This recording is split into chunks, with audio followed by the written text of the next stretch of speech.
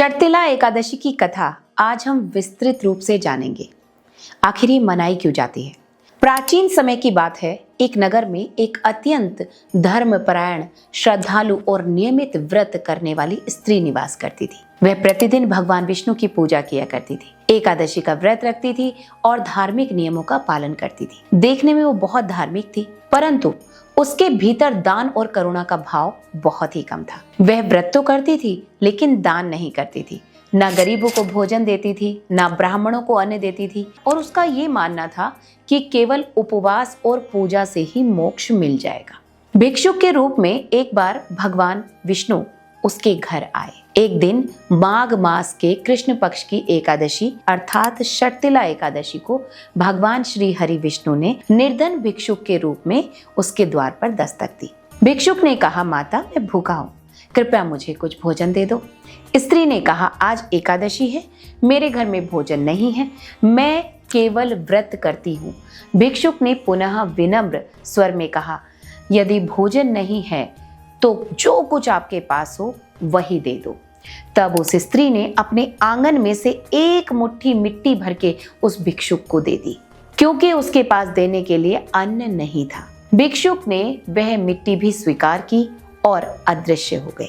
कुछ समय बाद जब उस स्त्री की मृत्यु हुई, उस मृत्यु के बाद उस स्त्री ने वैकुंठ लोक को नहीं प्राप्त किया, बल्कि वो निर्जन और सूने स्थान पर पहुंच गई। वहां न भोजन था, न सुख था, न शांति थी। तभी भगवान विष्णु उसके सामने प्रकट हुए और बोले, तुमने जीवन भर व्रत किए परंतु कभी दान नहीं किया। एकादशी का व्रत दान के बिना अधूरा माना जाता है। स्त्री ने विनम्र होकर पूछा, प्रभु फिर मुझे इतना थोड़ा सा पुण्य क्यों मिला? ये जो थोड़ा सा पुण्य मिला यही क्यों मुझे प्राप्त हुआ?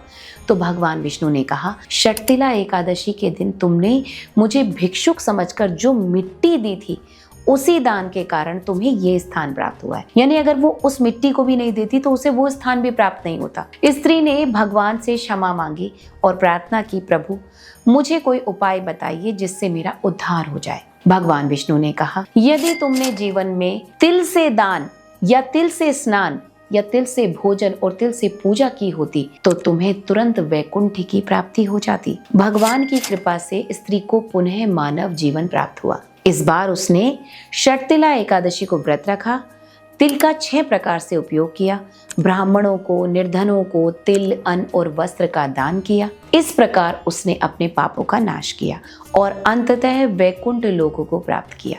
कथा से मिलने वाली जो सबसे बड़ी शिक्षा है वो ये है, केवल व्रत और उपवास से कुछ नहीं होगा। तिल छोटा दान है मगर पुण्य बहुत बड़ा है इसका। भगवान रूप, वेश या स्थिति नहीं देखते, वो भाव देखते हैं। शर्तिला एकादशी पाप नाशक और मोक्षदायिनी है। कथा का सार यही है, जो व्यक्ति शर्तिला एकादशी के दिन तिल से स्नान, तिल का दान, तिल का भोग और भगवान विष्णु की पूजा करते हैं, वो जीवन के सभी दोषों से मुक्त हो जाते हैं। भगवान श्री हरि की कृपा का वो पात्र बनते हैं। वैसे तो हर व्यक्ति को हर एकादशी का व्रत करना चाहिए, लेकिन कहा यह जाता है कि शर्तिला एकादशी का विशेष महत्व इसलिए है क्योंकि इस दिन दान को विशेष महत्व दिया जाता है और दान करने से व्यक्ति के जितने संपूर्ण कष्ट हैं, जितने भार हैं, वो सारे कट जाते हैं। इसीलिए हम और आप सभी को इस बात का विशेष ध्यान रखना चाहिए कि ये आने वाली शर्तिला एकादशी के दिन हम सभी जो भी हमसे बन पड़े वो दान जरूर करें और हमारे जीवन में आने वाली जो कष्ट हैं, तकलीफ हैं, उनसे सदा के लिए मुक्ति पालें। श्री विष्णु।